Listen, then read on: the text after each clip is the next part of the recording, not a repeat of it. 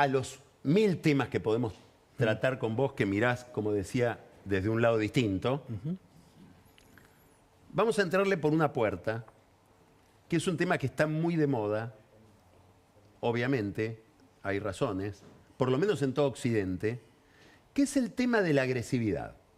El tema de por qué está tan de moda pelearse. Aún en países, estoy pensando en Brasil, por ejemplo, donde tradicionalmente quedaba mal pelearse. Los brasileños tienen una cultura del acuerdo, en una comida está mal discutir. Se ha transformado también en una sociedad quebrada, fisurada. Estados Unidos, toda Europa, ni que hablar la Argentina. ¿Por qué está de moda la confrontación? Bueno, como todo fenómeno hoy es complejo, vivimos en una era de la complejidad, pero a ver, te diría que lo primero, hay un gran factor que tiene que ver con la tecnología y específicamente con las redes sociales, con las plataformas sociales. Las redes sociales, algunas sobre todo, tienen como un diseño y un formato que facilita esto. Explícalo un poquito. El 13 de octubre, la semana pasada, 12 estados de Estados Unidos presentaron conjuntamente una demanda contra una de las plataformas quizás más relevantes hoy, que es TikTok. Específicamente porque la acusan de haber sido diseñada para ser adictiva. De hecho, con números muy precisos, por ejemplo, que es vos en 35 minutos te volvés adicto a TikTok. A ver. Funciona así. ¿Cómo es? No, a ver, 13 fiscales de Estados Unidos hicieron una investigación durante 2 años con mucha información, que esto por supuesto deberá ser verificado en la justicia y después obviamente también desde un lugar científico, pero con información incluso interna, que esto ha sucedido ya varias veces, donde la plataforma en algún punto tiene conocimiento, no solamente tiene conocimiento, lo que ellos arguyen es que ha sido diseñada para ser adictiva. Y esto tiene que ver con un leitmotiv, con un diseño que es muy común a toda plataforma social, que lo que intenta es capturar la atención de la gente. Específicamente sobre algunas franjas etarias que son las más jóvenes, y ahí es donde entra el problema de la salud mental, donde entran problemas que hoy están siendo evidentes y que se empiezan a ver cada vez más. Nosotros estamos viendo, digamos, con cierta lentitud, podríamos decir, cuál es esta bomba de profundidad que implica la plataforma social. ¿Te puedo interrumpir? Sí, obvio. De la televisión se decía lo mismo. Sí. ¿No? Viste que hay gente que dice, yo televisión en mi casa no. Sí. Porque tiene un componente adictivo de atraer la atención. ¿Qué tienen las redes que no tenía la televisión en este sentido? La socialización. La tele, el broadcasting, emite. Vos recibís. Vos acá interactuás. O sea, estás creando comunidad. O si no creas comunidad, estás todo el tiempo relacionándote. Y dentro de ese universo, ¿por qué TikTok es más que las demás? TikTok en realidad, a ver, como otra plataforma, en realidad lo que trajo, y esto abre otro mundo, sí, es un algoritmo que en algún punto no jerarquiza tanto lo que se denominan hoy las vanity metrics o las métricas de vanidad, que es tu cantidad de seguidores, sino que lo que prioriza es el contenido. El contenido funciona, me gusta a mí, te gusta a vos, le gusta a una cantidad de gente, lo privilegia en algún punto. Y esto es lo que trajo de disruptivo, a un punto tal que otras plataformas mucho más viejas y realmente muy masivas como Meta, ex Facebook, cambiaron incluso su lógica, pasaron a privilegiar ese contenido también. Ahora, todo este tipo de plataformas en algún punto, y este es el dilema que traen hoy las plataformas, han sido diseñadas o en algún punto desde su fundación en adelante, empezaron a tener un diseño que en algún punto lo que tratan de hacer es capturar tu atención, que no te vayas, que te quedes ahí. Dentro de ese diseño, las dinámicas que se producen y por las cuales han sido diseñadas, entre otras cosas, lo que favorecen es, por ejemplo, la agresividad. Cierta relación en donde todo lo que tiene que ver con lo agresivo, lo que tiene que ver con la mentira, funciona mucho mejor. Funciona mucho mejor. La fake news y todo lo que tiene que ver con la mentira tiene que ver también mucho con la plataforma social. Y ahí es donde creo que, a ver, vuelvo y el punto lo traje específicamente porque uno de los efectos que en algún punto estos fiscales le asignan a TikTok y que en algún lugar podría ser asignado a otras plataformas es que empieza a haber falta de empatía en las personas. Empieza a haber ciertos signos que podrían ser asignados, por supuesto, a un caldo de cultivo que favorece, por ejemplo, la agresividad. ¿Sí? A ver, en un ágora donde todos estamos hablando, quien grita, lo miramos. ¿sí? Esto es así de simple. Quien en algún punto empieza a utilizar un determinado tipo de lenguaje, ¿sí? Captura más la atención. Quien es más agresivo captura más la atención. Más allá de que haya plataformas que en algún punto, por ejemplo como X, también te llevan a ser más inteligente, más ególatra, con una disposición a ser mucho más cáustico. O sea, son, digamos, trabajan sobre el lenguaje, trabajan sobre la palabra escrita, no tanto como Instagram, que trabaja sobre la imagen. Entonces, lo que te diría para resumir es, uno de los grandes puntos que hoy, en algún punto, como denominador común tiene Brasil, que puede tener Estados Unidos y que tenemos nosotros, son las redes sociales. Y en algún punto eso termina permeando la realidad, que no es la realidad digital, sino que es la realidad de todos los días, la forma en que nos relacionamos. Entonces, a mí no me sorprende que en Brasil esté sucediendo esto y que haya pasado lo que pasó en los últimos 8 años entre Lula y Bolsonaro en algún punto. Tenemos como una especie de hipersensibilidad a este problema en la política. ¿En el mundo del consumo, de la economía, del mercado, pasa lo mismo o todavía no llegó a este nivel de agresividad? No, vos lo podés Entre ver. las marcas. Vos podés ver cosas impensables A ver. que no sucedían. Vos podés ver marcas hoy, compañías que justamente en plataformas como X incurren en un lenguaje de burla, con un lenguaje, sí, de burla, no te diría de difamación, pero hay una cadena de comida rápida que lo único que hace es reírse de que las máquinas de helados de la otra cadena de comida rápida no funciona. Y se dice una vez más, bueno, así funciona la gestión se ríen, ¿sí? Hay una cadena de comidas rápida que se rió de un famoso rapero que se llama Kanye West, un rapero muy conocido, uno de los 3 o 4 más conocidos en Estados Unidos, en el mundo en realidad, que apoya a Trump, muy, digamos, afroamericano, que apoya a Trump, casado con Kim Kardashian, o sea, digamos, todo un personaje que un día en algún punto dijo, voy a mencionar la marca, sí. Dice, mi restaurante favorito es McDonald's, y Burger King le responde, eso lo explica todo, digamos. Digamos, eso es impensable, que una cadena de comida rápida le responda a un rapero. Esto implica un lenguaje que era impensable 10 años atrás, Carlos. Nadie, ninguna institución se hubiera metido a contestarle a un rapero, ni siquiera, digamos, en términos afables, seguro, porque había un riesgo, habría un comité de crisis, es impensable. Y esto está sucediendo hoy. Olvídate que empieza a suceder con celebridades, con instituciones. Pero, a ver, el primer tuit de la CIA, porque esto también es interesante, el primer tuit de la CIA, cuando la CIA abre una cuenta, dice, no podemos afirmar o negar que este sea un tuit nuestro. Esto también instala una lógica, ¿sí? O sea, una institución en algún punto incurre en una lógica que no es agresiva, que incluso es humorística, pero te habla justamente de la personalización, lo que yo denomino la antropomorfización de las instituciones. Las instituciones en las redes se transforman en personas. Vos en una red le hablás a una marca de helados o a la CIA o al Vaticano como si fuera una persona. Y esto después tiene innumerables consecuencias. Y si no te personificás o te antropomorfizás, no existís. No, no es que no existas. Lo que quiero decir, ¿dónde quedó el lenguaje tradicional de las instituciones, de la política? De modé. La diplomacia está de modé hoy. La diplomacia en el sentido de... Sí, el ritual diplomático. El ritual diplomático. La idea de mantener relaciones y digamos, y llevar adelante negociaciones en base al respeto y a un determinado tipo de ritual o de danza, súper de modé. De hecho, hoy yo creo que la diplomacia, quizás vos seguramente lo puedes explicar mucho mejor, pero la diplomacia en algún punto hoy está funcionando a nivel mundial como factor, como buffer o factor compensatorio de lo que presidentes y figuras destacadas en otro orden destruyen o en algún punto llevan a un punto quizás de no retorno. Digo, yo me imagino a muchos diplomáticos diciendo, bueno, no, déjame que te explique, mi presidente, ¿no? Esto pasa... Bueno, es el trabajo... Es la especialidad de Diana Mondino. Sí, que tiene que ir a Brasil, verse con el canciller Brasil y que yo para explicar lo que pasa arriba. Sí, y probablemente del canciller español y probablemente del canciller de Estados Unidos cuando era Trump, digamos, o el de AMLO en México. En este panorama que estás pintando, vamos a imaginarlo como que es el gran telón de fondo sobre el que recortamos ahora a Milei. Sí.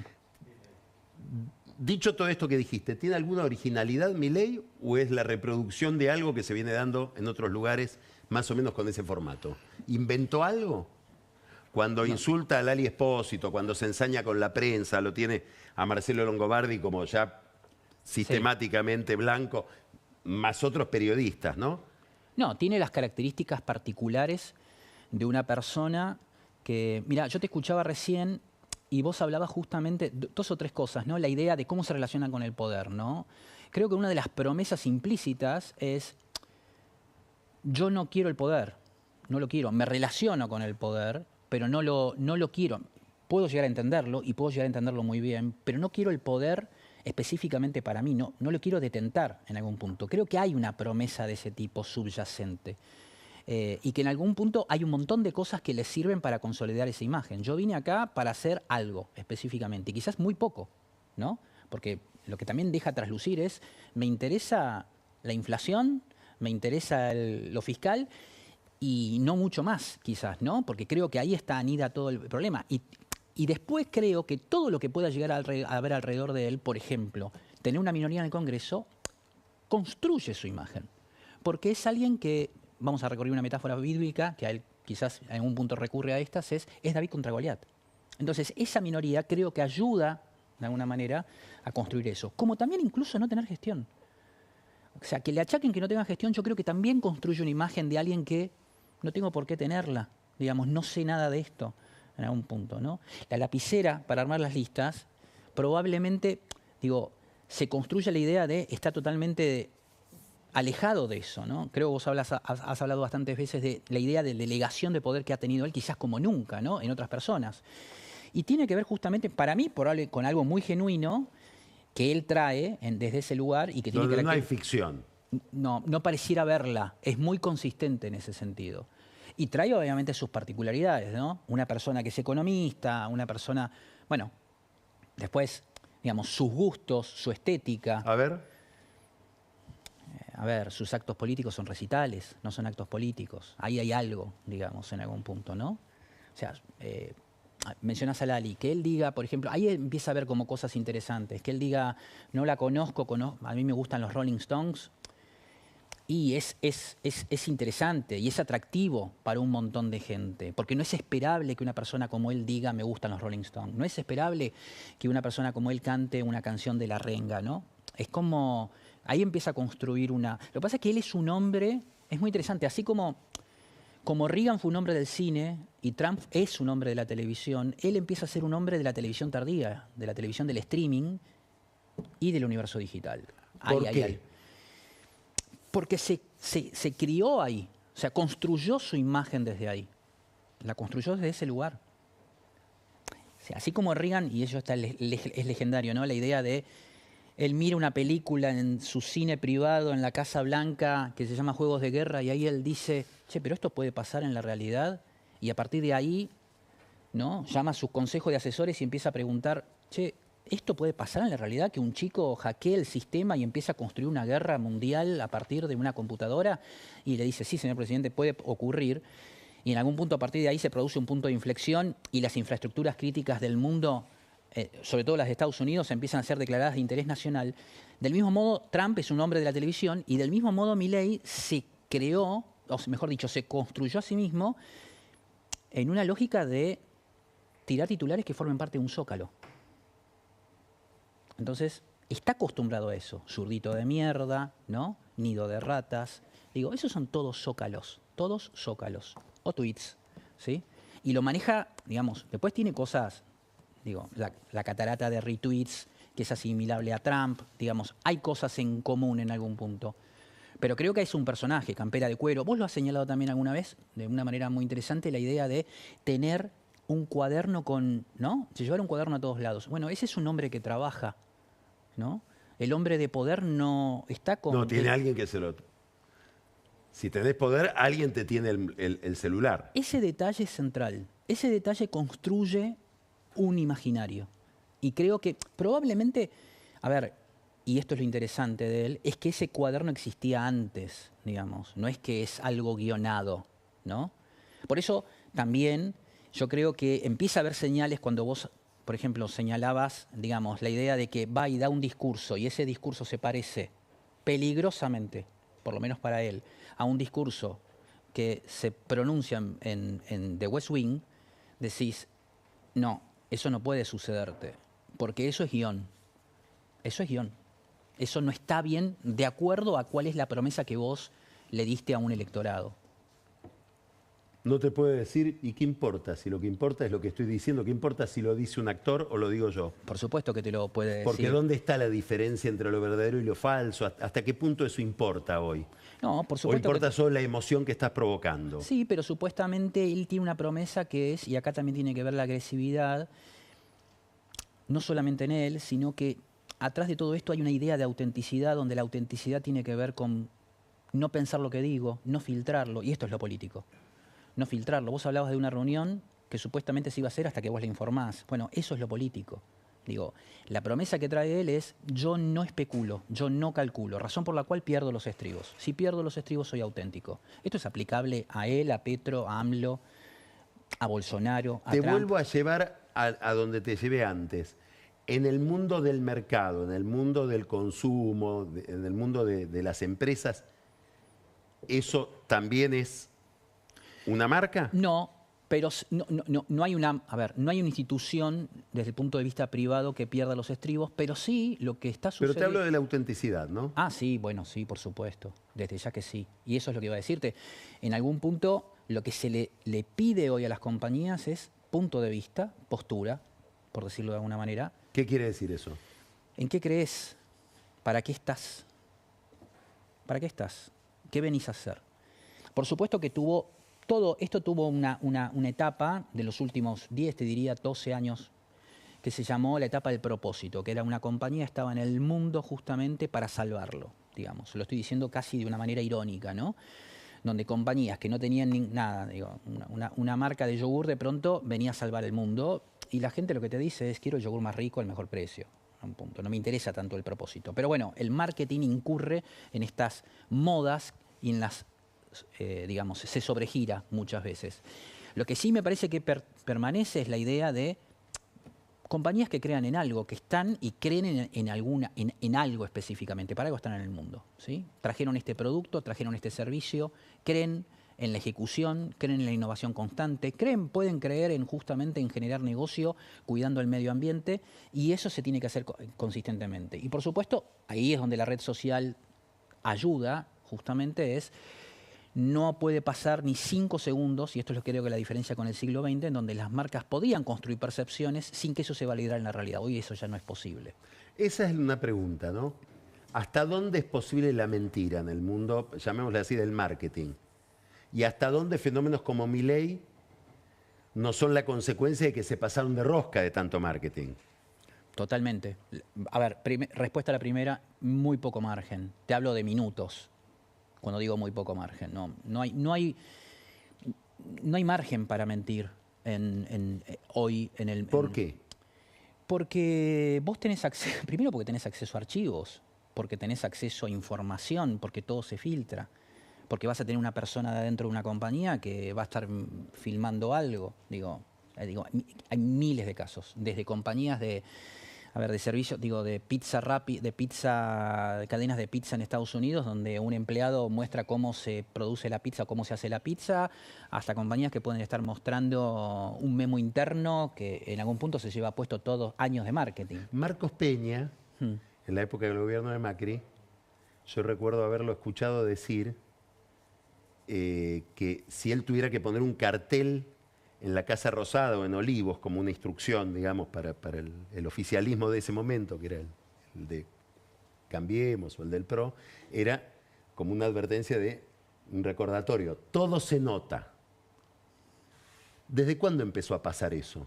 Que todo se nota. Bueno, las redes sociales, el acceso que nosotros tenemos, la posibilidad de que esto se multiplicó y nosotros, ahí es donde cambió radicalmente todo. Digo, cuando vos emitías desde un solo lugar y ese mensaje llegaba a miles de personas, millones de personas, la era del broadcasting era un punto, siglo XX, nosotros podríamos pasar años sin enterarnos de algo. Cuando esto empieza a tener, digamos, a tener capilaridad, es imposible ocultar algo, es imposible. Afortunadamente, ¿no? Ahora, a la segunda pregunta tuya, claramente Milei es una respuesta, sí. O sea, acá Oliveto dijo que era un hijo de la pandemia, vos dijiste Milei es un roto que representa a los rotos. Yo creo que también Milei viene a representar en cuestiones como quizás muchísimo de tercer orden o de cuarto orden, a poner temas sobre la mesa como por ejemplo la idea del lenguaje, la idea de cómo a representar la idea de lo que hoy muchas personas tienen con respecto a las instituciones, curiosamente. Todo lo que vos hablaste de las instituciones, efectivamente, los premios Nobel hablan justamente de la importancia de las instituciones. Paradójicamente, cualquier investigación hoy, de punto de vista social, lo que vos hagas de marketing, te marca la gran crisis que vive una institución. Y cuando digo institución, puede ser el Vaticano, puede ser un banco central, o puede ser un sindicato, sí. Un sindicato o una multinacional, ¿sí? Para un joven. Digo, no quiero trabajar en una multinacional, no quiero ese plan de carrera. No voy a seguir la historia de mi papá que se pasó pensando en cómo llegar a un lugar. Digamos, eso está en crisis en algún punto, ¿no? Última pregunta. Traigamos a este mundo que acabas de describir con tanta inteligencia y tanta claridad, te los traigo a Macri y a Cristina. ¿Cómo los ubicás acá? En todo caso, si tuvieras que darles un consejo, ¿qué consejo le darías? Wow. ¿Qué lejos o qué cerca están de esto? Pero no sé si Cristina está tan lejos de esto que decir. Algo de Milei hay en Cristina. Sí, claro que sí. Sí, claro que lo hay. De hecho, hay también en ella una utilización del lenguaje, cuando quiere, por supuesto, muy pensado. Dale, hermano. O sea, y ahí celebra a la gente, ¿no? Porque es la introducción de un lenguaje en algún punto coloquial, ¿no? Yo creo que son dos personas que en algún punto... Pero, a ver, digamos, son como dos referentes o dos emergentes muy importantes, como señalabas vos recién. Pero lo que viene a traer Milei en algún punto es una nueva categoría, ¿no? Al menos por ahora, ¿no? De relacionamiento. Y en ese sentido, y por ahí creo que Ana quizás va a trabajar sobre esto, sobre la audiencia, sobre la ausencia de oposición, que bien se marcaba ahí el 30%, es el gran problema que tienen estas personas hoy es cómo siendo lo que son pueden encajar en un paradigma como este. O sea, el relato tal cual lo tenían no les sirve, ¿sí? Ahí hay una disonancia cognitiva. Y es complicado, sobre todo para mí, para Mauricio Macri, definitivamente. ¿Por qué? Por todo lo que señalaste. Porque gran parte de la promesa, en algún punto, que implicaba el PRO, se la está llevando fuertemente Milei. Y todo lo que se señale, en algún punto todavía deriva de una realidad. Si la realidad económica llegara a acompañar la potencia de la promesa actual de nuestro presidente, va a ser mucho mayor. Carlos, muchísimas gracias. Ha sido un placer. Como suponíamos, muy interesante, una vez más. Gracias, Carlos. Gracias. Vamos a un corte y recibimos ahora a Daniel Vilota, que nos va a hablar de la interna peronista, de este duelo inesperado entre Axel Kicillof y Cristina Kirchner en la provincia de Buenos Aires, que es el verdadero campo de batalla. Ya volvemos.